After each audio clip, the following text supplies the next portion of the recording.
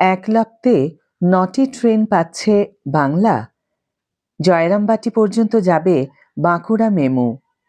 তালিকা এই ভিডিও থেকে জেনে নেওয়া যাক। Hi everyone, welcome back to my channel অঞ্জনার ব্যঞ্জনা। বন্ধুরা, তোমাদের সকলকে আমার এই ছোট্ট ইউটিউব চ্যানেলে স্বাগত জানাই।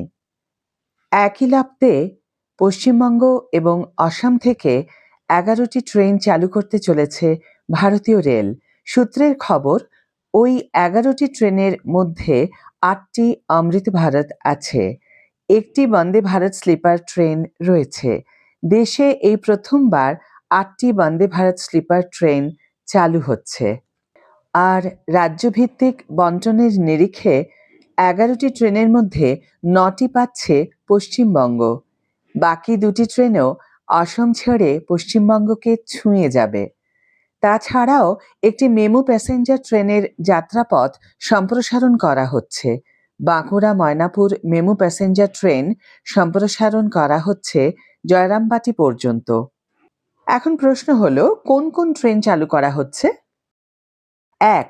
New Jalpaiguri Tiruchirappalli Amrit Bharat express. 2. SMVT Bengaluru Alipurduar Amrit Bharat express. 3. Alipurduar Panvel Amrit Bharat express. 4. Dibrugarh Gomtinagar Amrit Bharat express. 5. Kamakhya Rohtak Amrit Bharat express. 6. Howrah Anand Vihar terminal Amrit Bharat express. 7. Sealdah Benaras Amrit Bharat express. 8. New Jalpaiguri Nagercoil Amrit Bharat express. 9. Howrah Kamakhya Vande Bharat sleeper train. 10. SMVT Bengaluru Balurghat express. 11. SMVT Bengaluru Radhikapur express. Howrah Kamakhya Vande Bharat sleeper train সম্বন্ধে যদি বলা যায়, এমনিতেই 2026 সালের প্রথম দিনেই রেলমন্ত্রী অশ্বিনী বৈষ্ণব জানান, দেশের প্রথম বন্দে ভারত স্লিপার ট্রেন চালু হবে হাওড়া থেকে কামাখ্যার মধ্যে। বলেন, আগামী 15 থেকে 20 দিনের মধ্যে পরিষেবা চালু হয়ে যাবে। সম্ভবত 18 জানুয়ারি বা 19 জানুয়ারি পরিষেবা শুরু হবে। প্রধানমন্ত্রীকে অনুরোধ করা হয়েছে, আর সবকিছু ঠিকঠাক হয়ে গিয়েছে। আগামী 2 থেকে 3 দিনের মধ্যে নির্দিষ্ট দিনক্ষণ ঘোষণা করে দেওয়া হবে।